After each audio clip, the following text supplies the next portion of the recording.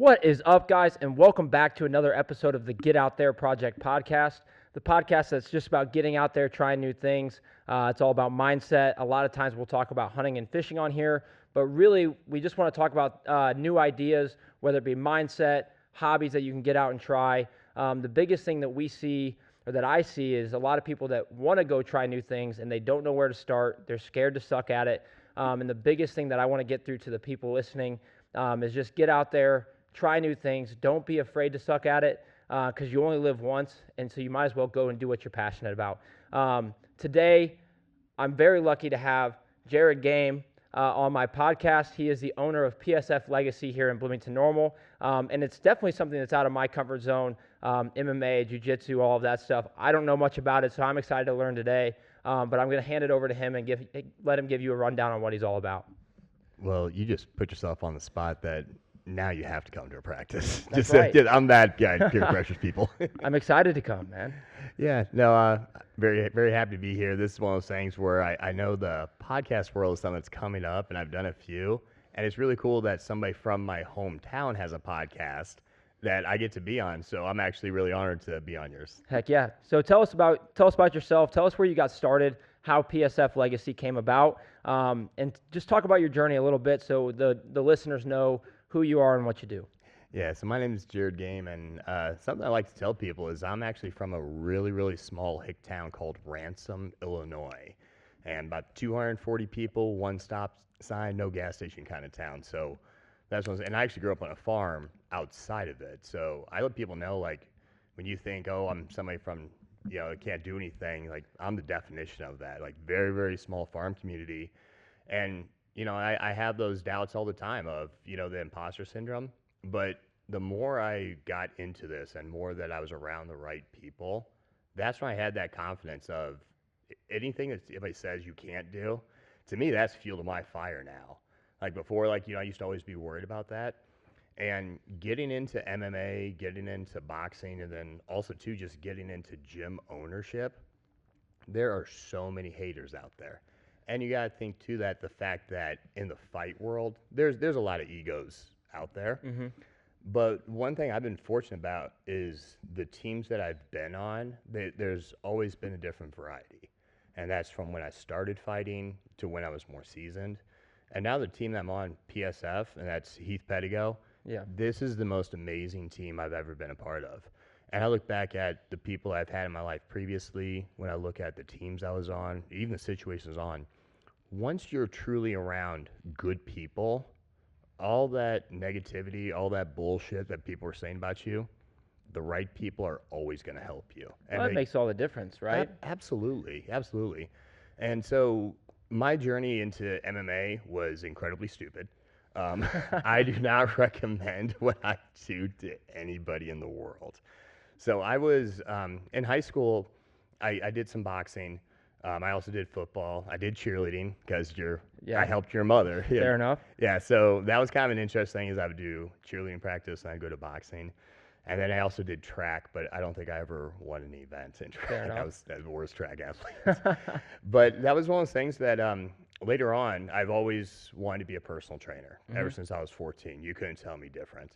And I got back in later on in college. I was at Gold's Gym locally in Bloomington. And a friend of mine, he was a wrestler, and he got into MMA, and he was like, hey, you did some boxing. Can you teach me some stand-up? And his next fight, he won. And I was like, this is different than, the Horace Gracie era. So really dumb, and I signed up for an MMA fight 2 months later. And I got lucky, and I dropped the guy in 19 seconds. Well, that's awesome. Yeah, but then after that, I did another fight, and then that was right at the time in my life where I needed to change because I had gotten a DUI. I just was lost in life. I didn't really know what I was doing. I was managing a retail store, selling shoes. Sure. Yeah, and that was just, I knew I was doing better in life when I was working out. So I knew I needed to change. So I actually moved away from Bloomington, and after 2 MMA fights, then I did a jiu-jitsu class. Okay. Really dumb. Yeah. Fair enough. Yeah, and then I did that for a few years, and then I went to Eastern Illinois and got my master's degree, and that's where I met Tommy Butler. And Tommy Butler is one of the most influential people in my life. Like, he's actually on the mural. I made sure he was the biggest person, and he got on there first. So when I met Tommy, I was going to school, and Tommy was my guy. Like when I was getting ready for a fight, he would meet me at 4 a.m. to help get me ready for a That's fight. insane. And he was married with kids. Mm-hmm. And at that time, like when you're a fighter, you're very selfish, and you have to be, because you're worried about yourself, but also too, if you don't have the right teammates, it doesn't matter how talented you are. As much as it's an individual sport, if you don't have the right coach and the right teammates, you're not going to be successful, and that's very much the truth. Mm-hmm. And I really learned that from Tommy. Tommy was a guy who, like, and we were in a shithole gym. Yeah. It was a barn basically behind a gym. We had a we had a ring, and there was one corner that dipped, so we always tried not to go there because you roll Fair your enough. ankle. Yeah. And we didn't have mats; we had carpet, No kidding. and the walls were concrete. So it had that old wood barn door that you had to slide, Mm-hmm. and we had a couple fans and a couple space heaters for wintertime. So, but we had a guy that fought in the UFC. We had a couple guys who fought in the WEC and Bellator. So Mm-hmm. we were just tough farm boys that just got after it. Yeah. And then I took some time off from fight. I actually took 7 years off because I was the guy that would help guys get ready for fights. And the main eventers, I was the guy who gave them a tough round. Okay. I will always be very honest. Like, I was good at fighting, but I wasn't a guy who was going to make a lot of money off it. Yeah. But I always was the team guy. I was the guy that, the guys who were getting ready for the UFC, I wanted to be their sparring partner. Yeah. So I would watch their opponents to learn what they did.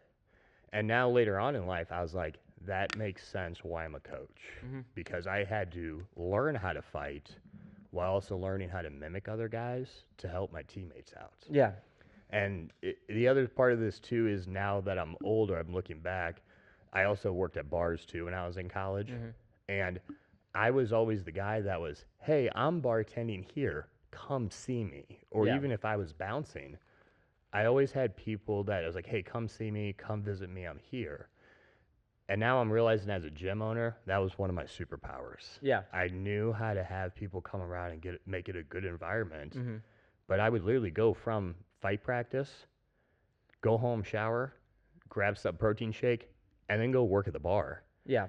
So it was, I didn't realize now, until like now in life, what I actually was doing. I was training for fights, going to school, and working, but I made it all like kind of Mm-hmm. a one big thing.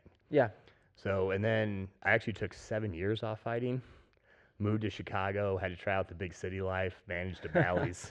And that was a good thing because big city life, I thought I was going to be the man up there. And I was just another guy. I was nothing special. But that was such a good time because I learned what it was like to struggle. I learned what it was like to hustle. Mm-hmm. And I was just one of those determined guys that I wasn't going to give up. And that actually caused me to be homeless. Yeah. So I just busted my ass hard. And I was just barely making it. I was in a terrible relationship. I wasn't around the right people. Mm-hmm. And I had given up fighting. So anytime like I wasn't doing some type of a combative sport, looking back, that actually was when I wasn't doing good in life. Yeah. And it just is one of those things. I know there can be a negative connotation with fighters, Mm-hmm. but I've had a lot of positive interactions. And don't get me wrong, just like anything, like bodybuilding world, football world, supplement, lawyers, doctors, they're shitbags. Yeah. There's some motherfuckers I don't want to be, just stay the hell away from me. Yeah. But I make sure I surround myself with the right people. 100%. And when you're around the right people, you can accomplish a lot of good Well, things. and they say you're the average of the 5 people you spend the most time with, and I think Hit that's shit right there. I think that's one of the most important things, especially that I've realized. Moving into the profession that I do, going down the avenues that I am, like with the podcast or with what I want to accomplish with my career, and just a lot of my goals and stuff is. I realized that there were a lot of people that I spent time around that were holding me back or that maybe weren't pushing me the direction I needed to go. And once I found myself in an environment that actually promoted the things that I really wanted to do and actually allowed me to go in and thrive, it changed my whole outlook on everything, right? And that's one of the most powerful things that I would recommend anybody is, it's great having good friends and it's great enjoying the people that you spend time with. But the other side of that is you do have to look at it and say, are these people going to allow me to get to where I want to go? Are these people achievers at the same level that I am? And it doesn't mean that you can't be friends with them, but you also need to find people in your life that will help level you up. Because if all you do is play down to the people that you're with, then you never have anybody to push you to get to where you want to go. The thing that I've found, especially in the last 2 or 3 years, is surrounding myself with people that are where I want to be or further along than I am. So I have somebody to chase, somebody to see what they're doing, say, okay, how did they get there? Let me dissect that so I can get to the level that they're at.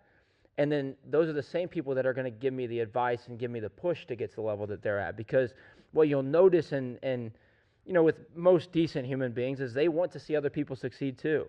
And so I think that that's such a big thing. And so I just want to stop and harp on that for a second that's one of the key things. Find a community, find an environment that supports your passion, supports your dreams, and allows you to go and pursue it without the fear of judgment or people trying to pull you back away from it.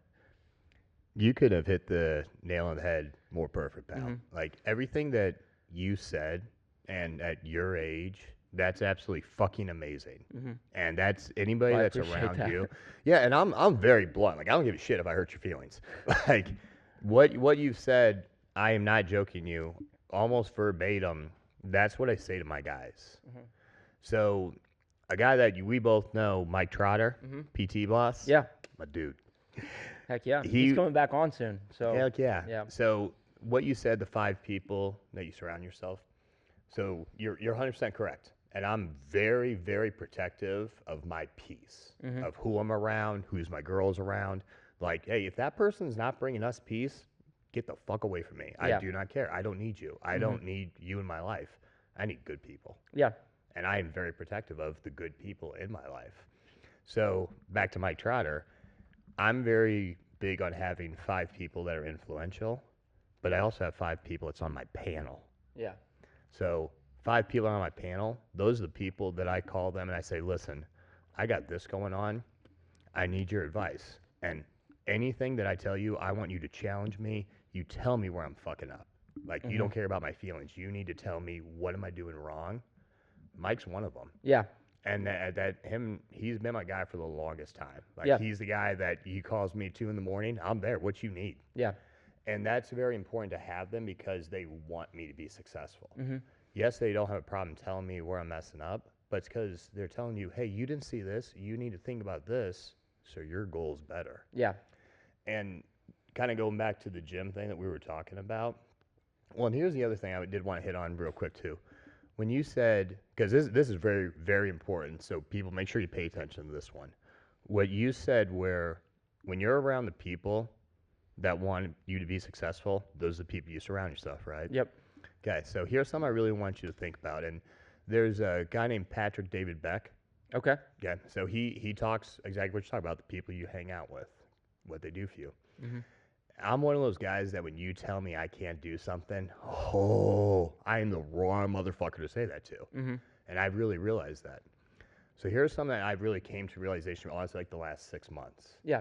So you've had people that have talked shit about you for doing the supplement thing, right? Sure. Doing Yeah. your management. Okay.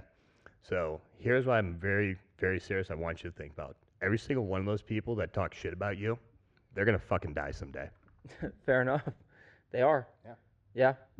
So what they say, does that really fucking matter? No, not at all. And I think that that's something, we talked about this on the last podcast that we did is, I think so many people get caught up in what people are going to think or what people are going to do. Or, I used to have this thing is like when I wanted to start the podcast or like when I did YouTube when I was like 18, I was always worried about like, what are the people that I went to school with going to say about it? Like, they're probably going to think it's this or think it's that. And I'm like, this is the thing that everybody needs to come to the realization is maybe in a less blunt way of you saying it, but like we're all going to die someday. Yeah. You only live once. And I said this at the beginning of the podcast is you only live once. And so what's the point of taking one life that you have and spending it doing something that you're not passionate about or working a 9 to 5 that you hate or dreading going to work, suffering your way, kind of sleepwalking your way through work for the next 30 years, and then going home being miserable. And then you look back and you're like,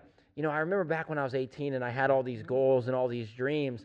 And I talked about this on my Instagram one time, and it's like this weird shift that you get when you become an adult. So like when you're a kid, everybody tells you, oh, you can be anything you want. You know, if you want to be president, you can be president. If you want to be astronaut, you can be that. And it's like at some point from age 5 to 10 to the time that you graduate high school, the whole narrative changes, and it doesn't make any sense to me, because it's like, if you told me this when I was a kid, maybe it was to make me feel better or to just whatever. Like everybody says, dream big, you can be whatever you want, and then you're 18, you're about to go to college, or you're about to do this, and everybody's like, oh no, you should be really reasonable. You should go find a really stable job, and you should go find benefits and a pension and all of this. And it's like, what happened to the first thing, the stuff that you preached for the first 18 years of my life?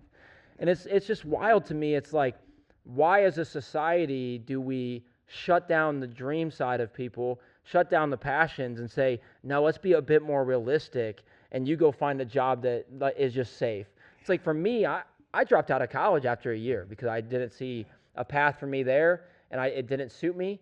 And I've been able to turn it into success on the back end. And it wasn't because I went the safe route. Like the job that I have now, I took a huge pay cut to take, and it wasn't the safe route, and it was probably not even the reasonable route in most people's heads. And I said, you know what? This is something I'm passionate about. This is the route I want to go, and I'm going to burn the boats. I'm going to go and do it. And now I've set myself up in a pretty incredible situation with the company I'm with, to where, everything that motivates me, my drive to help people, I get to do that every day. And it's like, now it's not like, this is the stuff I dreamed about when I was a kid. So let me ask you this. So when you talk about, because like, let me circle back to what I said, like those people who used to be negative to you. Yeah. How many of them have actually wished you success? Probably not many of them. Okay. And let me ask you this. The ones that talk negatively about you, how many of them are you actually going to ask on your podcast to help your podcast be better? 0 of them. Okay. So like I said, it's just a different, because like when I was your age, I did not have this mentality. Yeah. I really didn't. And I have no problem admitting that. Even when I opened this gym, I did not have the confidence in this. Yeah. I didn't. Like there was even an interview when we opened this gym. And I even tried to talk myself out of buying this gym. Really? I wanted to get a smaller one because I was scared. Yeah. And like I said, I'm very transparent to everybody about that. But now the times that I've wanted to be successful, when I actually talk to the people, like when I'm feeling bad or the people are talking negative, this is always my mentality. It's like, they're going to fucking die someday, and I don't care what they say. Exactly. And this is how I'm looking at this, because when I named my company Legacy, this is the truth is, at some point, you're right, everybody's going to die. Me, I'm hoping that I'm still talked about for 2 generations. Yeah, and I think that's the most important. The people that talk shit about me, talk shit about you. Yeah. I guarantee, about 3 months after they pass away, no one's going to talk about them. Yeah, and that's how I focus. That's your mentality. Yeah, and so we talk about this a lot. We talked about it on the last podcast that I had, and I talk about like the concept of living a great story, right? And living a life that is worth telling stories about, and worth like people telling stories about you when you're gone. Whether it's, for me, a lot of that, everybody that knows me knows I love to tell stories about stuff that I've done, and I have, another however many years of making more memories and more stories, the more stuff that I can accomplish. But the big thing that I want to do with my life is leave a story that succeeds me in my lifetime, right? Is make such an impact on people that I'm not just here for X amount of years, I pass away, and then that's all that I'm remembered for. I am not that guy. Yeah, I feel you, buddy. I want to go out and I want to make a difference, and I want to change enough lives and have an impact on enough people's lives that there's something to be said about me years and years and years after I'm gone. And I think that that's such a big thing, especially when we talk about chasing your passions or what you're passionate about. Is like, mine was always helping people. Like I have a lot of big dreams around how I want to help people more and how I can help people further. And like, it all starts with just taking the steps when you're young. I would hate to know how many people got to the point of being, 65, retiring, and then looking back and saying, why did I just waste 40 years of my life doing something that served me no purpose? Like all it did was, pay my bills, and I went to work and I hated it, and I wasted away 40 years of my life, and now I'm on a ticking time clock to actually do things I'm passionate about. And now you're 40 years removed of being as passionate about it as you want to be, and you're you're behind the curve, you're on the clock, and you're not as creative, you're not as much of a go-getter as you might have been at 25 when you bowed the knee to going and doing something more realistic.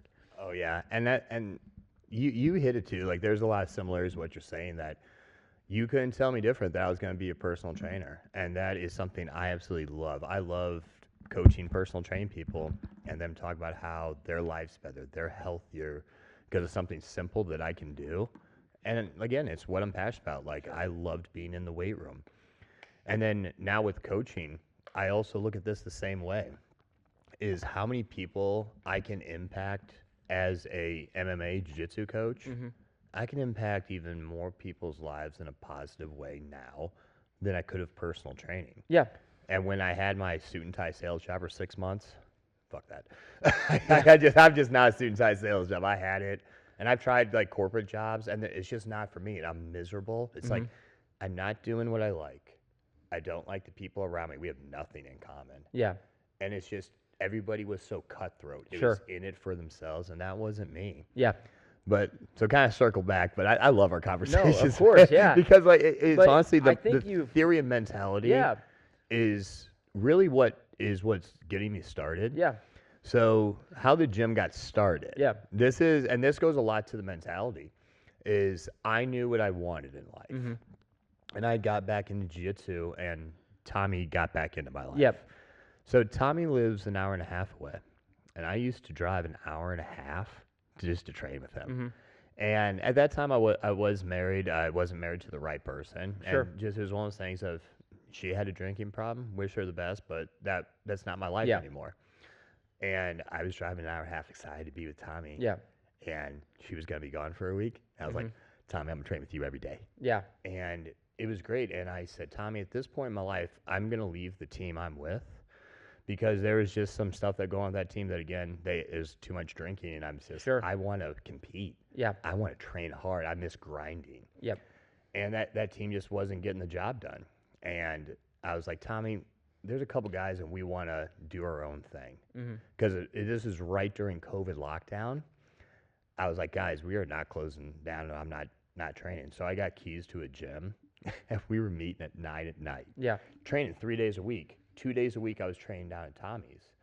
And the training of Heath Pedigo with PSF, it's like something out of a movie. Yeah. So the first time I went and trained with Tommy down in Mattoon, I just won a tournament. So I won double gold, so I was feeling myself, right? Yeah. So I went down, and Tommy knew what he was doing. He put me with the good guys, and there was this really hard drill called pass, sweep, submit. Okay. So you're down on the ground 5 minutes, and they just circle in on you. It's like a Shark Tank. Sure. And I just wasn't ready for that. So I had to roll outside and puke. And, like, it's the truth. Yeah. Tommy goes back up to me, and he goes, hey, doing okay? I was like, yeah, man, I had to go puke. Y'all worked me like a cheap hooker. Yeah. And he goes, yeah, well, since you're a bitch and puke, you can go down and finish your round. Yeah. And I was like, all right, motherfucker's calling me out. Yeah. And Tommy, he knows me. And Tommy's a guy who's on my panel. And he's in my personal life. Like, I will never disappoint him. If I disappoint him, that's one of the hardest things for me to swallow. Sure. So I was like, this dude's calling me out. All right, I'm going back down. Had to go outside and puke again. Yep. And came back in. He's like, you okay? I was like, yep, I'm back down. Yep. So afterwards, I was like, Tommy, what the fuck just happened? Yeah. Like, we went out to eat. And he was telling me about Heath. And during the time I had stopped fighting, he was training with Heath. Yeah. And then they actually had a falling out, and he was with a different team. Okay. And then he got back with Heath, and that's when I got back into jiu-jitsu. And I didn't know nothing about him, but if my guy Tommy says this is a guy you need to train with, I'm going to listen. Yeah. And I didn't question it. So I went all the way down to Mount Vernon when my wife was gone. Yeah. And I stayed the weekend with the guys. So by staying with the guys, I mean I stayed in a laundromat that had mats and a bathroom with no lock. And I talked to Heath about how I wanted to come down and train. He's like, come on down, stay with the mats. I was like, all right, cool. And so I brought down just 2 pillows and a blanket, a little bit of food, and I was like, I'm going to figure it out. Went down and trained. I found out Heath told the guys to beat the shit out of me and get me out of there. Yeah. So they did. Like, I'm not going to lie, I don't think I scored a single port that night. Like, I was not ready for them. But I loved it. Like that was the kind of tough grind that I thrive on. Sure. Just, because that was just like the room that we traded at Eastern with Tommy. Mm-hmm. So to me, I was like, I'm home. Like these are my people. So after they whooped my ass real good, I said, hey guys, I'm gonna go get something to eat. Do you guys want anything? And they were all just standing out. Like, yeah, right. We'll see you later. I was like, all right, pricks. So I went and got something to eat and came back. Like, oh, you came back? It's like, yeah, I told you I was. So the shower out front, just got my underwear, water bottle, Sure. soaked up, 2 water bottles, went to bed. Yeah. And then the next morning, I asked if they want anything for breakfast. Gave me the same bullshit. Came back. Hey, I can't believe you came back. I didn't understand what was going on. Yeah. Whooped my ass. Get in the night thing, and it just kept going. Hey, I'm gonna get something. Do you guys want anything? So finally, the last night, hey guys, I'm going to eat. Yes, I am coming back. Do you want anything?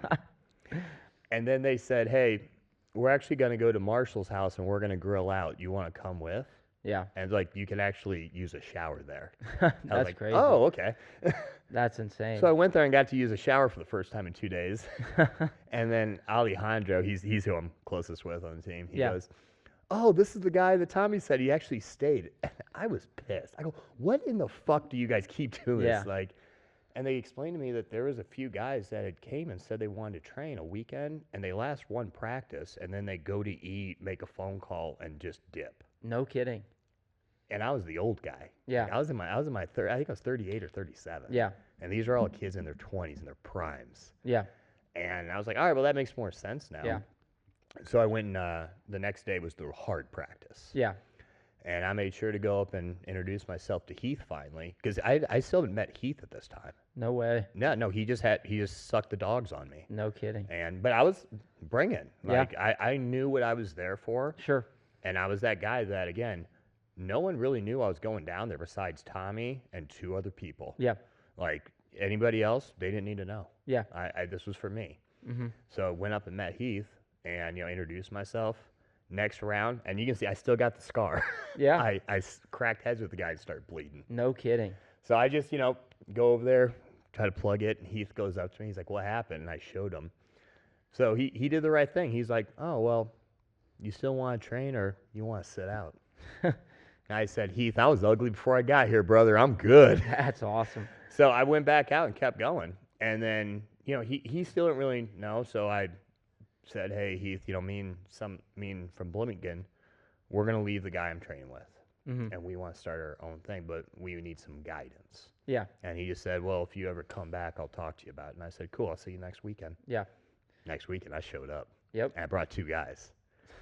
And so then after the practice, and one of the guys had to go outside and puke, and it was great. And they were all like, I love it. Yeah. So he's like, oh, well, why don't you go talk to him off? So I was like, well, where is that? He's like, oh, this mat over here. I was like, all right.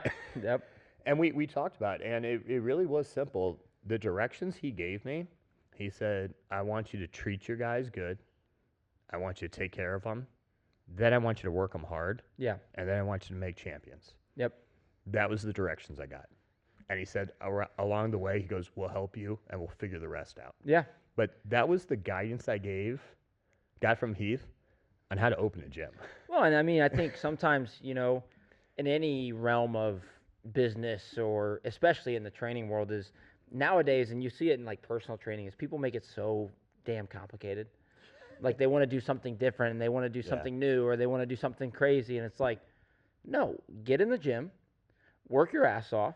If you're training clients, get in the gym, keep it simple, something that they can do sustainably. Be consistent. Make good choices. And go and do it. Yeah. It's the same thing. So we talk about like nutrition all the time within my work and the gym, and it's like everybody wants to try these like crazy things. It's like, oh, let me try this crazy diet. Let me try paleo. Let me try keto. Let me try carnivore. It's like that stuff doesn't work because you do it for a couple months, you fall off, and it was just a diet. It's like, all right, well, let's rework this. Let's give you simple tasks like, okay, eat every 2 to 3 hours. Be aware of like what you're putting in your body, proteins, carbs, vegetables, and keep it simple and something that you can do sustainably for the next 8 years or 10 years or 20 years, and make actual lifestyle habit changes. And that's what you're talking about with your fighting, right? Is you're not coming in here and trying to teach them something crazy. You're getting them in here to try to buy into the lifestyle that is fighting. Oh yeah, and that's the thing is, what I talked about earlier when I was fighting, it was about the people I was with. Yeah, Because if I didn't have, because I never have ever fought in a trained in a fancy gym sure. unless I was visiting them. Yeah, So when I would travel, yeah, I would see, gyms like this right here, yeah, they were unheard of back in my day. Like you got to do like the guys who were fighting at the world class gyms, they were size of this gyms. okay. Now there's mega gyms. Yeah, There's gyms that are like 3 stories high. Like I got a buddy that I started with when I was a white belt. He's a purple belt. He has a beautiful gym that has like a coffee shop No and kidding. a whole bunch of stuff. And I got another buddy, Kyle. He was on the Ultimate Fighter with the GSP. Oh, really? Coached him. Yeah, he was on that one, and he has the most beautiful gym I've ever seen. really. Like it's better than some D1 college wrestling No rooms. shit. And I remember like because when we started, then like you said, keep it simple. Mm-hmm. When I started the gym, I had mats that I borrowed from a competition. Yeah. I had it during the week, 3 days a week. On the weekends, they were gone for competitions. Mm-hmm. And that was during COVID lockdown when I wasn't supposed to be open. Yeah. But they tell me you can't open a gym, I can't do anything. I'm gonna give you this. And I'm Yeah. gonna do Go my and damn do way. it. Yeah, I'm Yeah. doing my damn way. And that was the biggest gamble of my life. Well, I think it shows It because was- we talked about this before we started the podcast, and you were showing me the new space, what you have going on here, and you did it all through.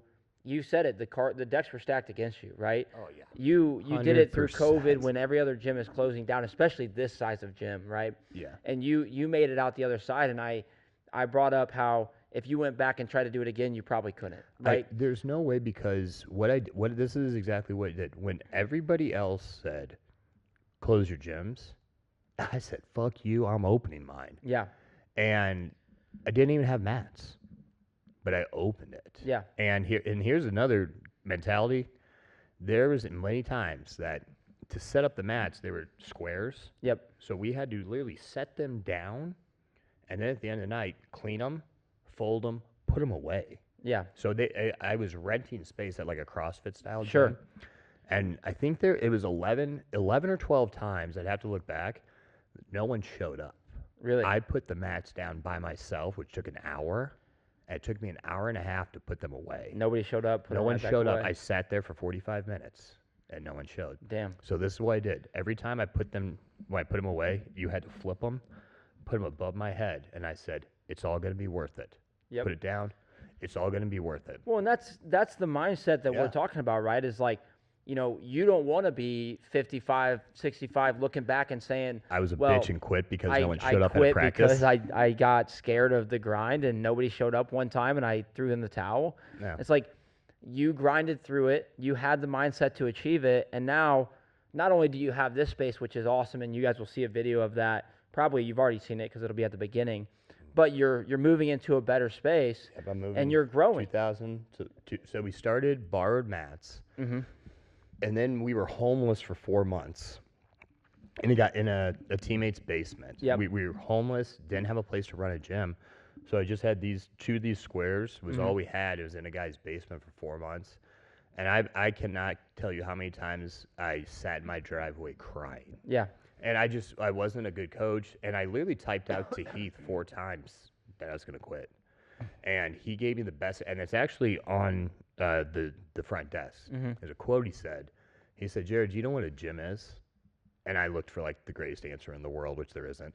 And he said, "A gym is just 4 walls and a ceiling. Yeah. What matters is what happens inside that." That's right. And that's what I needed.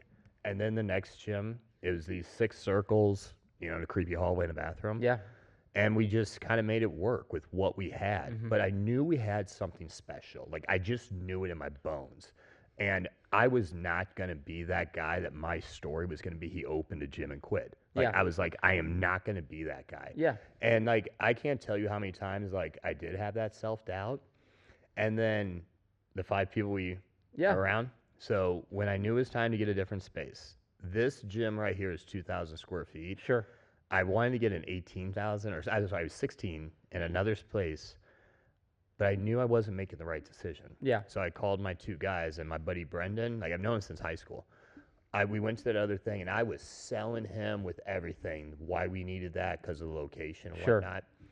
We walked in here, and right where that second circle is, right, I know the exact place. Yeah. He looked at me, and he goes, Jared, you're being a fucking bitch. You need this place. Yeah. And right then, I just said, that's all I needed. Yeah, and to And build. it was the best decision. Yeah. I outgrew this because you're like this. Yeah. Not only did my boy call me out and call me a fucking bitch, and I knew it was right. I had an interview the first practice, and you can go back and look at that. And I was just talking negative about myself in an interview. Yeah.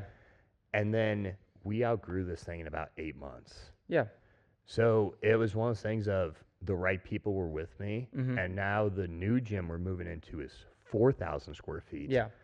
And once I looked in there, I was like, I'm ready to move in next week. I'm going to fill this motherfucker up. Yeah. Like that meant the mentality Mm-hmm. of, and like this is literally how I think about this. There was the only time I ever lost fights or really got my ass kicked at a tournament. Yeah. The mentality I had when I did that interview, it was that mentality. Yeah. And I'm human. I have my days to have my bitch moments. Yeah. Where I'm negative. we all and- do. Yeah, and like I totally have that self-doubt plenty of times. Yeah.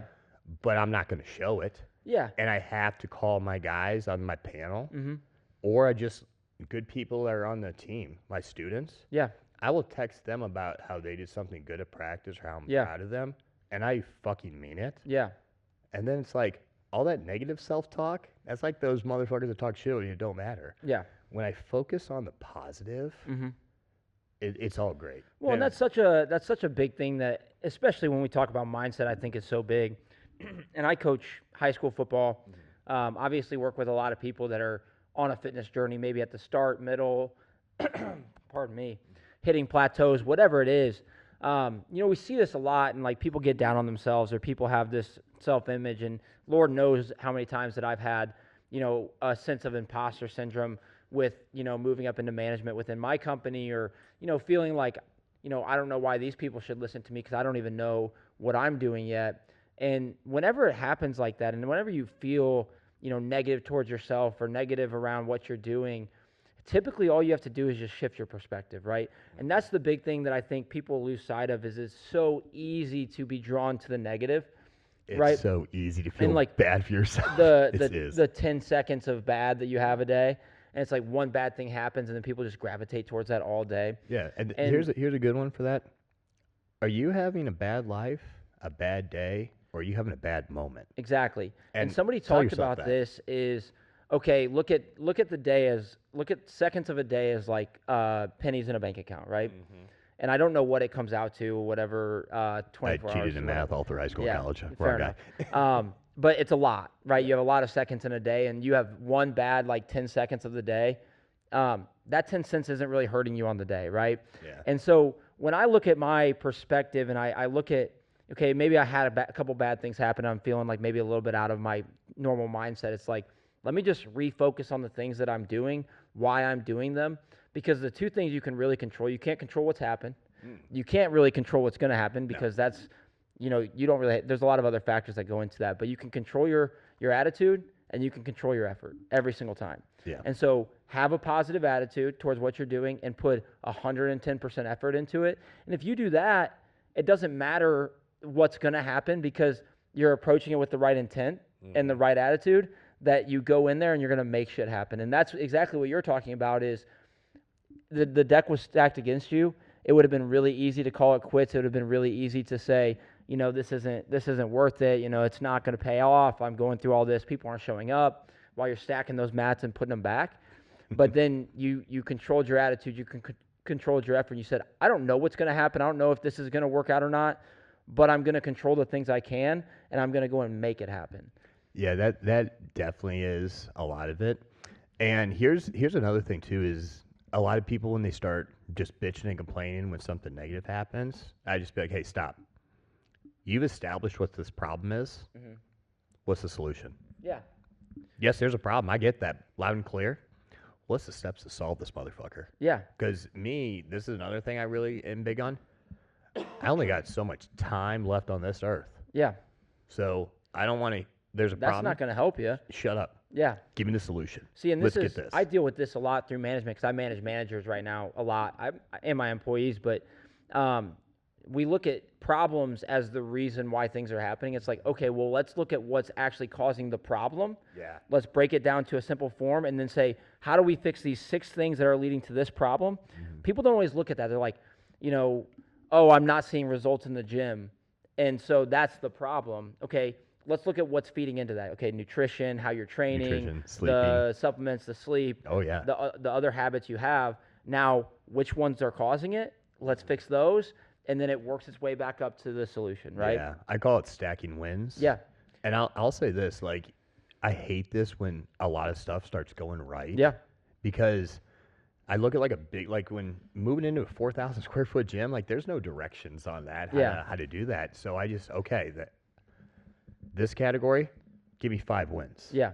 This category, give me 5 Well, wins. we talked about this in the last podcast, and my employees will laugh hearing me bring it up a second time because it's the biggest. They just joke about this analogy because I use it all the time. But stacking wins, right? And I talked about this in my last podcast. If you took a piece of tape and you laid it on that bench, you're not going to notice it's there, right? Next day you stack another one on top, still probably not going to notice. You do that every single day. At some point, that stack's getting pretty high.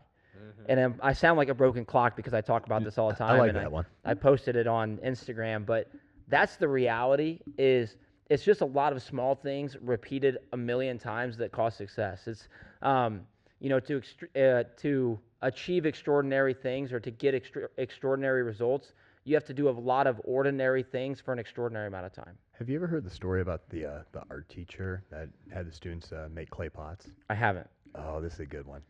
So, it was a college professor. Like it actually was a study. Sure. So they used an art teacher, and what he did is he had one class. You're only going to be graded on one pot.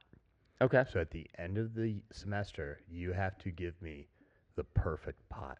Yeah. Another class, same semester. You guys will be judged by how many pots you make throughout the semester. Which ones had the best pot was the ones that did the most. Probably, yeah. Because they had the most repetitions compared, instead of one who was like, I need to make this the most perfect one. So it's the attention to detail. Yeah. Compared to the ones that are like, let's just go. Let's get after this. It's repeated action, let's right? Go. You fall down and lose. How many times I've fallen down in life? How many times I've fucked up with the gym? Yeah. Oh my God, countless. And I tell the guys too. I multiple times. I'll even admit when I've brought on coaches, there's plenty of times as a gym business owner, Jared was the one that fucked up. Yeah. Because I didn't give them the direction or the standards of what I needed. I was just, oh, you know how to do this. Okay, you're good to go. Yeah. So as a gym owner, totally messed up. Extreme ownership. Yeah. As a business owner, 100%. Yeah, Jocko, I traded him twice. Yeah. That is my dude. And that's something where, as a gym owner, there's a lot of Jocko stuff I do take, but personality-wise, I am all Tim Kennedy, baby. Yeah, fair enough. And that's, and just a lot of things that we talk about stacking wins. Mm-hmm. There's a lot of leadership books that I've read, a little bit of everyone. Yeah. There's a whole bunch of coaching books I've read, take a little bit of everybody. And the big thing is, I'm not trying to be another gym owner. Yeah. I am not trying to be another coach. No, not at all. I'm trying to be me. Well, and we talked about this as you see it on social media a lot is like authenticity and being everybody wants to be the guy that's big. Well, they weren't that when they started. They started out as themselves and they made their way to that. So you can't replicate what they've done. Yeah. You can look at it and get ideas and you can look at it and say, okay, this is the steps that they took and this is like the effort that it took, but you're not going to get there by being somebody else. You have to be yourself. And you talked about it. A gym is 4 walls and a roof. And that's true. It's also the community that comes along with it. Oh, yeah. And by trying to be another trainer or be another coach, you've lost your community. Your community has to be unique to who you are as a coach and what this gym is and the story that's led it to be what it is now. And that is what makes a gym, right? Oh, yeah, 100%. And so trying to be somebody else or trying to be another gym doesn't help you. Be proud of the community that you've built, Yeah, no, I've had so many people. I'm going to take it back. Is because I know I'm one of those people, you either love me or hate me. There is no in between. Sure. I'm okay with that. Yeah. If you don't like me, cool. There's the door. These people over here, I love them, and they love that they love the way I am Yeah. because I know the way that I talk, I act, my lifestyle. It's very unique. Sure. But if you get to know me, you're gonna know that hey, if you need something at 2 in the morning, call me. I Yeah. will be there. If I don't know how to solve your problem, I'm gonna find somebody that will. Yeah. And I'll be the first to admit, if all I think there's 5 jiu-jitsu gyms in this town. Sure. I'm the only one that's not a black belt. Yeah. That's the truth. And I think that is the coolest damn thing. Yeah. That I am the low man on the totem pole, but I have the best fucking gym, and I will say that to any gym owner's face because this gym is for me. Yeah. There's other guys who are gym owners. Like I'll say Kingdom City Boxing in town. Like I'm saying another gym's name on a podcast I'm on. Incredibly stupid, but he's a great guy. Yeah. He actually started with me. Yeah. And he went off, but he's a good guy. He's like, hey, man, how can I help you? Like, I love Sid and what he's doing over there. Cool, man. Like, we can be friends. Yeah. I think I have a better gym. Sid, I think you have a great gym. But, Sid, you better tell me to my face that your gym's better than mine. Yeah. Like, I would hope so. That's okay because what he does over there, I don't coach like Sid. And his gym might be more for some people and yours might be more for other people. And that's complete. Like, that's the beauty of the community of gyms, right? Oh, yeah. Is I go to a lot of CrossFit gyms, for example, within the work that I do and the gyms that I'm able to go to, and it's a pretty unique opportunity to be in those communities. And that's one thing I love is like I go to Be Strong in Bloomington, I go to 5 Alarm, I go to CrossFit gyms in Springfield and Peoria, and some that are just kind of scattered around the Midwest. And no one is like another, and no community like. Some people are Be Strong people, and some people are 5 Alarm people, and that's awesome. And that's the beauty of the gym community. Some people are Crunch Fitness, some people are Workout Company, some people are PSF, and some people are Kingdom City Boxing. Yeah. And that's the beauty of it because that's what makes a community a whole as a fitness community is not every gym's one size fits all. Like you have to find the gym or the style of training that fits you. Oh, yeah. And this is the great advice that my girlfriend, Savina, I've told this to her all the time. And she said, she's like, this is so funny that you say this. She's like, but it's so ironic that, because she hears it all the time. Anytime that anybody comes here, I tell them, hey, you have a week free, but I want you to go to every other gym also. Sure. And this is why, because when people come in, I actually barely talk to them their first day. Okay. I want them to know the team. Yeah. Because here's the thing, if anybody's ever came into an MMA gym, jiu-jitsu, boxing, kickboxing, they don't know what they're doing. You're going to get your ass kicked the first day. Welcome to reality. Anytime you walk into Gold's Gym, Crunch, LA Fitness, Anytime Fitness, whatever, you're not going to know what to do besides treadmill. So if you don't like the people that you're with, you're not going to go there. Yeah. Whether that's weightlifting, learning how, you want to go to a gym, get your ass kicked, you'd be like, man, I hate that fucking coach and I hate that guy. You're not going to stay. Yeah. So I tell them, I look at my students, they're my bosses. Yeah. At any time, they can fire me and get another boss. 100%. They can. So for me, I ask them, what's your goals? Do you want to fight? Do you want to compete? Do you just want to have friends? Yeah. Do you just want to learn this because, you like MMA and the UFC? Cool. What is it you're looking for? If this is the place for you, awesome, great. Let's do this. Yeah. There's sometimes it's just the timing that we have. We don't have the times for him. Sure. Cool. Well, this guy has this gym and he is the times that work out. Why don't you go there? Tell him that I sent you. Yeah. And for me, I would rather if we're not the right gym for you, hey man, that's cool, but are you a good person? Yeah. If you're a good person, but you're not here, but you're still doing jiu-jitsu MMA, I'm going to see a tournament. So I'm going to give you a hug and see how you're doing. Yeah, 100%. I'm going to have, there's guys that have been at our gym that went to another gym just because the timing or whatnot. I see them at tournaments, and my girlfriend Sabina is a professional photographer. Yeah. So I said, hey, remember, so-and-so? Yeah, make sure to get a picture of him competing, and I send it to him still. Yeah. They're still good people, and they still do the sport I like. Yeah, of course. Why wouldn't I like you? Exactly. That high school bullshit of, hey, you go to another gym, so I don't like you. Yeah. Man, I'm too old for that shit. 100%. Yeah, if you're a good person, cool, man. We can hang out, we can talk, grab lunch, do whatever. Yeah. But if you're a shitty human being, I don't give a shit if you do the sport I like. I don't like you. 100%. And that's why I try to do with the mentality here, because we have guys that compete. There are some tough dudes. But also, too, like one of our students, Devin, has a little girl. We call her little girl. Yeah. The same guys who are like dropping, knocking people out will be so gentle playing with her. And I have a bunch of guys that have kids, and it's really fun because Friday night our open gym. If there's at least 5 kids, we actually lock the kids in the cage. Yeah. And we give them dummies and pool noodles, and all the adults get to train. So you see the guys who are the tough guys that are fighters playing with these little kids. That's funny. Yeah, and then after that, we lock them in the cage. That sounds great. It doesn't sound awesome. Great daycare. But then after that, the dads get to train. Yeah. And this is what I think is cool. You know how at gyms like Crunch, they have daycare? Yeah. The parents are working out, right? Yeah. What kind of example do you think the dads are setting for their kids? A good one. Good one. Yeah. And also, too, this is something I always tell the dads, is at some point, if you want to defend yourself, do you want to go home to your kids? Yeah. Yeah. And I have a lot of cops. Like, I'm very pro first responder, and I don't give a fuck who knows it. Sure.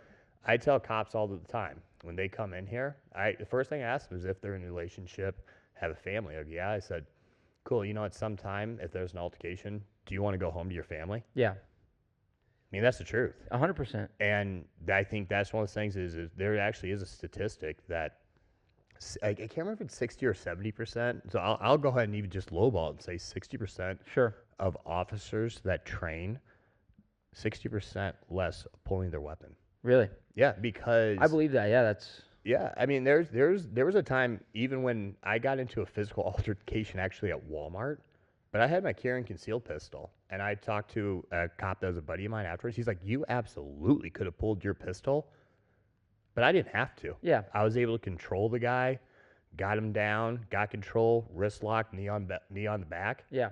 Cops came, For sure. and they knew who I was. I explained the situation, and they're like, you could have just pulled your pistol. I was like, I didn't need to. Yeah. Why did I? Yeah. No need. 100%. And I was safe. Everybody else was safe. He actually had a warrant out for his arrest, so joke's on him. Yeah. Fair enough. He picked the wrong dude. Yeah. And then after that, like, everybody truly was safe. Yeah. And it was great. Cops that I coach, I love the stories when they say there was an altercation. Their department has said, you could have pulled your pistol or taser. They're like, no, I didn't need to. Yeah. I used my training. Yeah. For sure. Great. They went home safe, didn't use a weapon. The bad guy went to jail and he's still safe. Yeah. That's a good That's day. a in my win-win. book. Yeah. And don't get me wrong, I love the guys that win championships, win medals. But when you actually use the gym for real world, Yeah. and another great one, so my buddy Eli, he's one of my students. Mm-hmm. He actually was going to go to PANS for his first time, Okay. but he had a test. Yeah. And the professor, it was his midterms, and the professor was like, well, you're not an ISU student. So we had to send emails, explain this is a real thing. He showed the registration. It was the first time he had ever excused a student for a competition to do it. Yeah. And then now as the semester's over, he got an A in that, and the professor asked him to be like the student helper. I know I'm saying that wrong. Sure. But like pretty much was getting a job with that professor. That's awesome. And I was like, that is an incredible story that a great athlete, who I'm also close with as a friend, Sure. the professor is being a dick to him, Yeah. is now his fan. Yeah. Like, that's cool real life stuff that jiu-jitsu helped him have a professor actually see him as a student. That's awesome. Like, that story, like, don't get me wrong, I would have loved Eli to win PANS, Yeah. but now that he got an A in a class and his professor will always be a fan of his, Yeah. that's a life story. 100%. That's the cool part about being a coach, Yeah. when you help people with life. Mm-hmm. And another good one, so we got a student named Junior. Sure. So this is something I did not know. In Bloomington, there's a very strong Spanish community. I didn't know that either, and I didn't know that PSF is known within the Spanish community as the safe gym. Oh, no kidding. And this is what happened. So Junior is one of our students that he was born in Arizona and raised in Mexico, and Sure. he had never seen snow till he moved here. Yeah. So 2 weeks in, he heard about this place, and I didn't realize this. And he doesn't speak English very well. Like he does now, because we got him enrolled in a class. He's also working on his GED. But every single practice he's been here, there's been a Spanish-speaking student, so he translates for me. No kidding. Yeah, and I did not know that. And then this was again the cool part of life. He knew about this gym because of his community, and I didn't know that. Yeah. When he came here, he didn't have a job. Yeah. He didn't have winter clothes. No kidding. And the snow came 2 weeks later. Yeah. So I was like, this is your moment as a coach, just like what Heath does. You help a person. Yeah. So I'm somewhat smart with the gym funds, and we had a savings account with the gym. Took him shopping. Yeah. I got him winter boots. I got him jeans, That's a awesome. jacket. And that was one of the things. Now he's here. He has a job. He has winter clothes. He's learning English, and he's getting his GED. That's awesome. On top of that, he is the toughest fucking guy in the room. Yeah. He truly is. And I could care less if he ever fights again. Yeah. But now he's actually going to be a better productive person. Like 100%. we've helped him learn how to go to another country Yeah. and start over. These are lessons that he's going to help him later on in life. But he's one of the guys. There's about 3 or 4 guys that I think could make world champions, and he's one of them. That's but awesome. If he decides to never fight again, I taught him how to be a better person and how to find a good community. Yeah. And to me, like, that's the part of being a coach and a gym owner that I knew something like that was going to happen, but you're not ready for it. 100%. I was not ready for that, but I looked at my girlfriend. I was like, Sabina, this is the moment that you step up and be a coach for a person. Yeah. And then after that, it slowly happened more and more with other students. And I was like, Junior was a big one. And then Eli, a guy, Logan, got him a job next door. He's moved to town doing well. I realized when I'm actually helping people, actually helping my students, Yeah.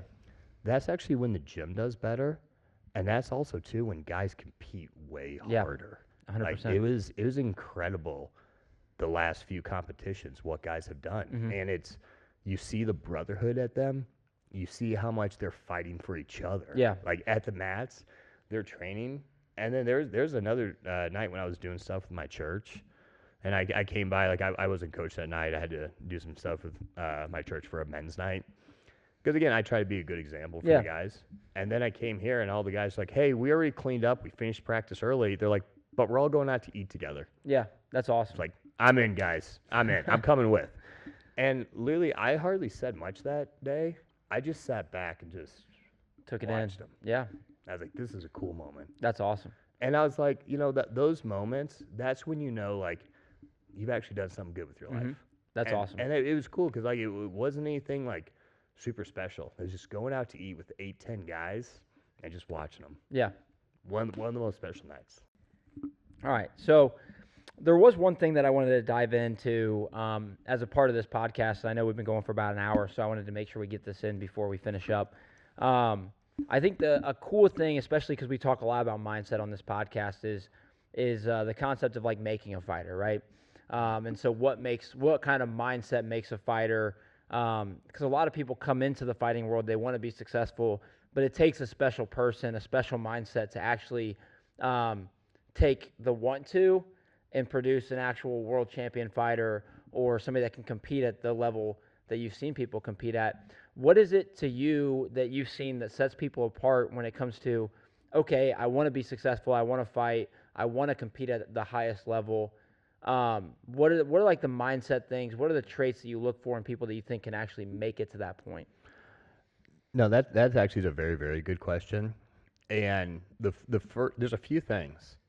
The first thing is the truth, and also, too, it's a really good analogy for anybody that's like an entrepreneur, is how well can they handle getting hit in the face and keep coming forward? Yeah. Because this is the truth. If you're fighting, and of course, like, I was going to give the Max Holloway, Justin Gaethje. Yeah. They were like, oh, I want to fight like that. And no, you don't. Yeah. You don't. Because when you get hit in the face, it doesn't feel good. And your body's natural action is, that's a threat, that's impact, that hurts. You turn away. Yeah. Eventually, you get hit and hey, this sucks, but I'm okay. And you keep going. Yeah. So you have to have that for stand-up. The ground, grappling, wrestling, jiu-jitsu, all that, it's getting put in a very compromising situation, whether it's in a submission hold, pressure, or getting down and getting hit, and being okay and working out of it. Yeah. And then it's putting all that together. On top of that, it's the discipline of the days that it sucks, that you're down for 15 minutes and people are going, can you overcome that? That the one I told you about when I was with Tommy, where he put me down and I got my ass kicked. Cool, check, go back down. Cool, sucks, go back down again. I did not have that when I started fighting. I didn't have that when I was younger. It was something that it was developed. Yeah. And for me, this is what I look for as a coach, and that's also too what I believe Heath and Tommy look for. The guys who I look up to, that are my mentors. They look to the guys that, hey, this is his breaking point. Is he going to come back? Yeah. The very first time I was with Tommy when he was with PSF, that motherfucker tried to break me. Yeah. He didn't break me. Yeah. Heath tried to break me. I kept coming. Yeah. And that's where I like how old I am with my body. Like, I'm still going to go for Pans and Worlds once I'm healed up, because I'm going to keep going. Yeah. I may win it, I may not. I'm sure as hell going to give everybody a sure hell run for the money. Yeah. But the guys that really, really have it between their ears, they're the guys that keep going even harder. Yeah. They're the guys that are going to be up early. Hey, I need you to do this. Are you going to do it or not? And there's been guys that hands down are some of the most talented. Like, I've had 3 guys that I think could have been world champions in the UFC or even been an ADCC. Yeah. They didn't have it between the ears to do the extra. Yeah. Do the film study. Are you eating right? Are you doing the workouts that aren't sexy? Are you doing the workouts that suck? Those sprints all by yourself, hey man, those suck. But you have to do them. It's really easy to give into the voice too, It is. Especially if you're working out by yourself or the alarm clock's going. I talked about this one time is, the difference between motivation and discipline. So like, a lot of people are motivated to do big things. They're motivated to come and become a world champion fighter. Or they're motivated to go start a business or, get in shape or anything like that. But motivation, in my opinion, is kind of bullshit. Because motivation, it's only there it drops sometimes. real quick. And I always use this as a reference point. Is like, if you have to get up at 5 a.m. to go to the gym before you start your work day, and that's like part of you getting towards your goal. Well, newsflash, motivation's typically not awake at 5 a.m. No. And I always say this, like, for me, motivation doesn't really kick in until about 10:30, 11 o'clock in the morning. If I'm doing stuff at 5 a.m., it is strictly discipline. And it's not motivation. Motivation maybe for the first week. But if you want to stay consistent at that, like, discipline is what you need. 100%. And I think when you're talking about the mindset that makes a fighter, it's really the mindset that makes anything, right? The mindset that makes an entrepreneur or somebody that's successful with the gyms like you've been is, how many times can you get punched in the face and take it and say, let's go for more? Hey, this sucks, but I'm going to be okay. How many times can you get put in a compromising position or a position that's uncomfortable and then find the way to adapt to it? How can I find a solution? Claw your way out, right? And it's like, you get put in that position, it's really easy to give the 2 taps. Oh, yeah. But if you want to be successful and you want to be at that next level like you say you do, can you adapt? Can you find a way out and find a way to succeed? Yeah, the best fighters, and I did this a lot. So for the guys who know, a little bit of the grappling, when people have your back, it's called back control. Yep. There's a time you got my back, I was cooked. There was nothing I could do. So this is what I did is, hey, start on my back. Yeah. Hey, start on my back. Hey, you, start on my back again. For 2 months, I didn't give a shit. Start on my back. Now, if somebody starts my back, okay, Jack. It doesn't bother me. Yeah. Same thing with business, too. I didn't know anything about marketing, accounting, but I forced myself. Yeah. So it's the same thing. So I think what made me good with fighting was I had to adapt to be a good teammate, and that made me get better because I wanted to be the guy that was training with those guys. Yeah. So I had to do the extra because I wanted to help him be successful. Yeah. And I think that's what also does make our guys successful is, hey, who's getting ready for this competition? Yeah. You. Okay, hey, guys, they're the priority. You guys need to be good teammates for them. And then when it's your time, all these guys are going to have your back. Yeah. And that's what I believe was the magic of PSF down in Mount Vernon with Heath and the laundromat. It was a small gym, but everyone was fighting for Heath. Yeah. Everybody was fighting for each other. And I saw that, and that's what makes their gym world champions. Yeah. And when you see the guys, like right now, the gym's American top team, that's Yeah. where the champions are. Or you're going to look at, the guys like Islam, the guys out in Dagestan. Mm-hmm. They want to fight for their teammates. Yeah. They want to fight for their Well, team. we talk about this. I see this in football a lot, right? Because I coach football. I played football for forever. And I heard this, and I think it's a funny way. It's a funny reference, but it's a good way of looking at it. Is in any sport, in anything, there's piano players and there's piano carriers, right? Mm-hmm. And everybody wants to be the piano player because they have the spotlight, and like that, those are the guys that are going to compete, right? Mm-hmm. And so like that's the guys that are scoring touchdowns, or maybe the guys that are starters. Like those are the piano players. But it takes the piano carriers, scout team, the guys that have to get in the cage with the guys that are better than them, that are going to beat their ass. It takes the piano carriers to make a successful piano player, right? And so in any situation, you might not be the head guy yet. The spotlight might not be on you yet. Embrace carrying the piano. Embrace playing the role and knowing that the work you put in might not be seen, but it's just as important as to get whoever you're working for to the position that they're at, and it's going to go recognized, right? You see it with like offensive linemen. They don't get any of the recognition, but they block for the quarterback, and they're the dogs. They're the piano carriers. Mm-hmm. And what's the first thing that happens if a running back has a big game? They thank the lineman. Offensive line. Thank them. Yes. And, I played a year of college football. I was a scout team guy. I got on the field sometimes, but I was a freshman and I was a scout team guy. Mm-hmm. And I knew my role. I showed up every day and I worked my ass off. I lined up against a guy that was very good. He was getting scouted. He had NFL scouts looking at him, stuff like that. And it was like, I know I'm getting my ass kicked today at practice, but I'm going to line up and give him everything I have, because if my team's going to be successful, me going half-ass on scout team's not going to get them there. And it's the same stuff I see with coaching high school athletes. It's the same stuff I see within business. Is like, not everybody's the piano player at every moment in time, but it takes a team effort. Mm-hmm. And I think Paying that's your dues, what I call it. Yeah, pay your dues. It's a beautiful thing. And when we talk about like the mindset, is like a guy that's okay with being that for a while, to learn and to get better, and then at some point his time is going to come. That makes a guy that's resilient. That's a guy that has discipline. That's a guy that can then be successful. Oh yeah, and that kind of like what I hit on with like paying your dues. And I'll say this, like Andy and Sal Frizella, 100%. Like you look at like Andy's story, how he was pretty much homeless, living in the basement. Well, he lived in the store. Oh, he lived in the store, yeah. And I was like, I love that story.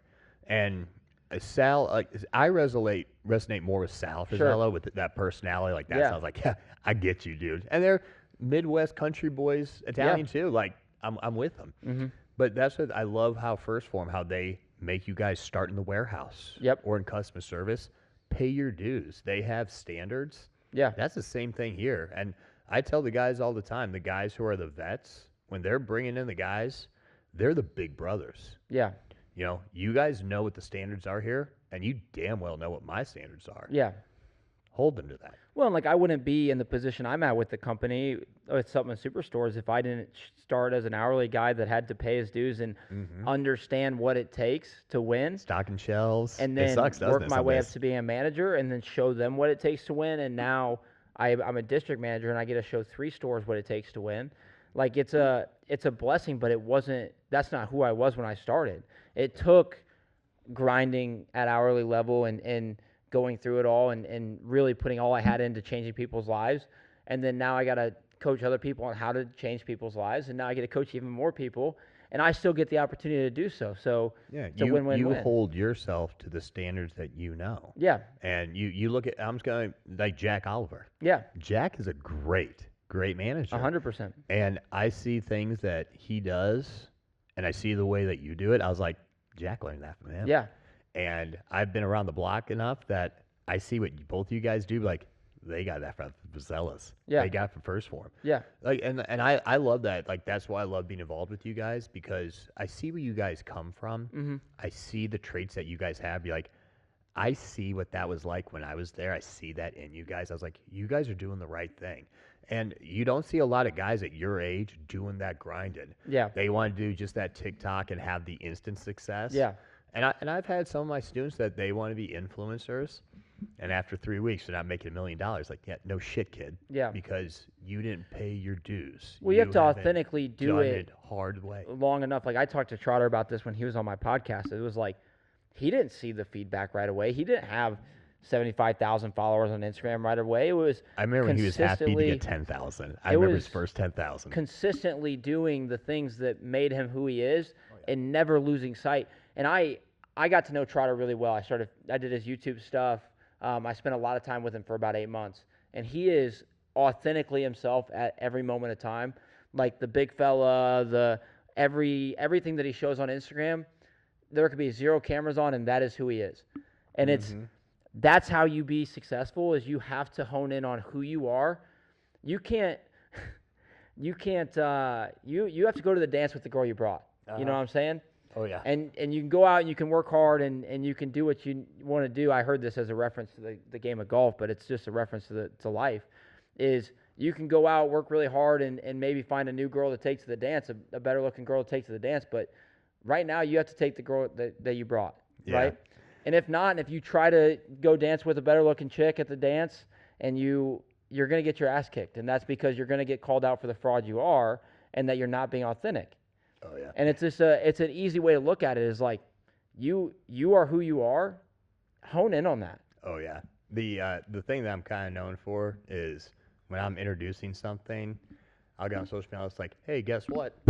And I headbutt the phone. Yeah. That actually started with Mike Trotter when we were at Gold's Gym, because I used to teach him boxing. Yeah. And he would do interviews, and I would say something smart ass, and then I would always headbutt his phone. Yeah. So you can ask Trotter. I've been doing that for over 10 years. Yeah. And that was one of those where I was like, that is totally me. That's the kind of shit that I do. And I do agree. Like, the more that I acted just like, hey, this is who I am, I'm not going to change. I'm just going to be my authentic self. That's actually when the gym's done better. You know, that's when I found my amazing girlfriend, Sabina. That's just the most supportive person in my life. And when I was around Heath and Tommy, I've always never been anything but myself. Yeah. When I've had, like, other people try to kind of, like, control and force me to be somebody, Yeah. I never do good in life. Fair enough. When I get to be myself. But, of course, like, I'm a lot to handle. Sometimes I need to be, pull my reins back, or, Tommy and Heath need to be like, Jared, no, got it. I know what I did. Yeah. But that's who I am. Like, Yeah. I'm a very passionate, authentic person. Like, I have no problem saying, like, I am that passionate coach that at the end of a competition, I can't talk for 2 days. Yeah. But that's how I am. When I'm here, I'm going to give everybody hugs. I'm going to know everybody's name. But Yeah. also, too, I'll be out there having a bloody lip with them. I will Yeah. be grinding hard, because that's how I am. When somebody does something good, I'm going to jump up, yell, scream, chest bump them, give them a smack on the ass. That's me. Yeah. If you don't like that type of coaching or that type of environment, hey, that's fine. But, like, if you look at, like, the Patriots, when they had all those runs, what kind of a team were they? Yeah. They were authentic. They were characters.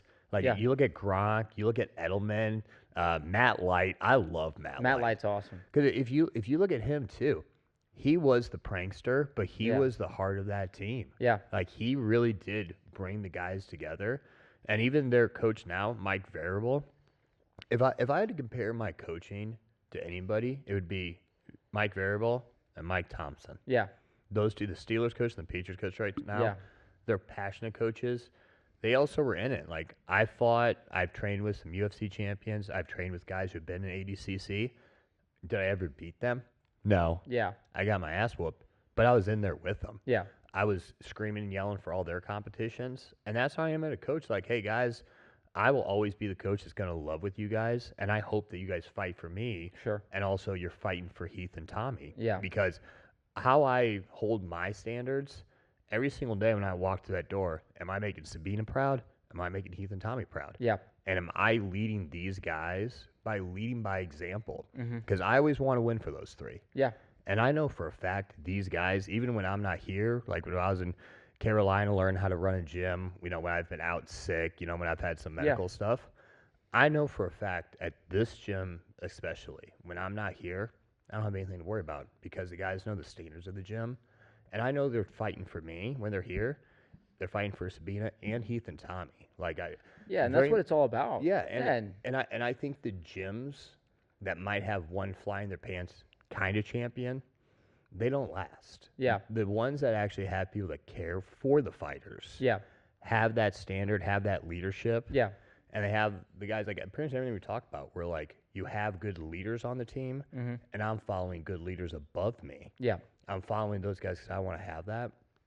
That's what makes the good fighters in this gym.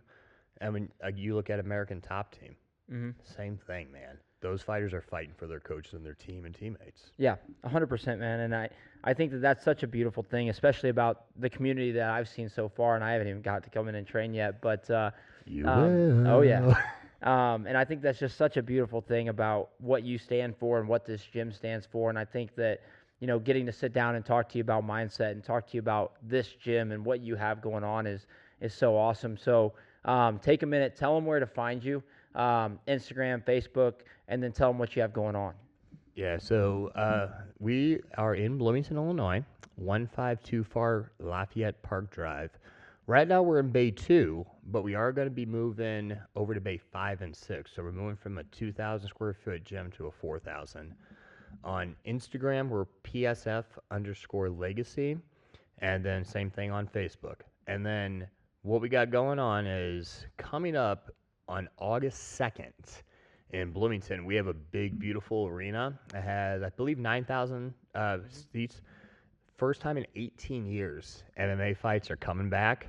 Heck yeah. And kind of what you talked about, mentality and season and opportunity, they actually called me and asked me, hey, do you guys have any fight? I was like, yeah, sure. And me, this is your opportunity. Hey, what do you guys need help with filling that arena? And like, oh, we need help with this. And I was cocky as shit. And I was like, hey, Matt, I'm your motherfucker for that. Yeah. And then he's like, well, I need a guy for that. I was like, Matt, I'm your motherfucker for that. I at least said that to him 4 times. And finally I said, hey, Matt, you done flirting with me? You want to work with me? And he goes, actually, we were going to hire somebody else, but I think we're going to work with you. Yeah. So what's going on is I'm actually helping them like sell tickets. Yeah, like promoting it. Helping, yeah, because that's one of those things is, hey, I'm 42 and I have some health things going on. I'm not fighting anymore.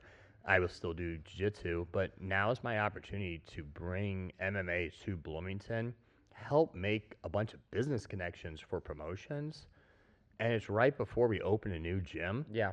Hell yeah, Matt. Yeah. I'm in 110%. So if any local businesses want to help sponsor the MMA fights at the arena for the first time in 18 years, I'm your guy. Heck yeah. And if you guys want tickets too, I'm going to have those in about 2 weeks. Yep. So that's Elite Fight Night, and they're based out of Chicago, and now they're going to be in the Midwest. That's awesome. And what I think that's beautiful about coming to Bloomington, you got 74 go east to west, and you got 55 and 57. So right in the center of Illinois, we have St. Louis, Indy, Chicago, Iowa. Yeah.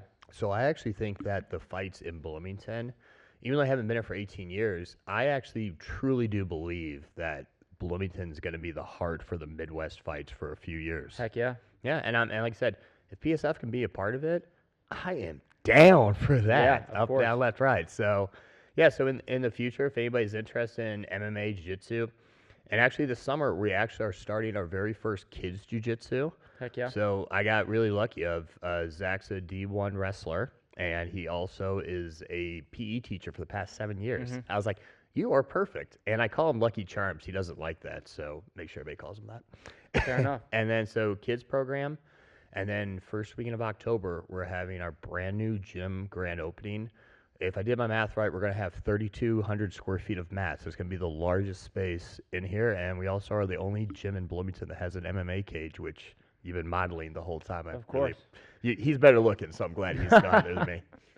So yeah, that's what we got going on in the future. It's got a lot of stuff for the next 6 months. Heck yeah.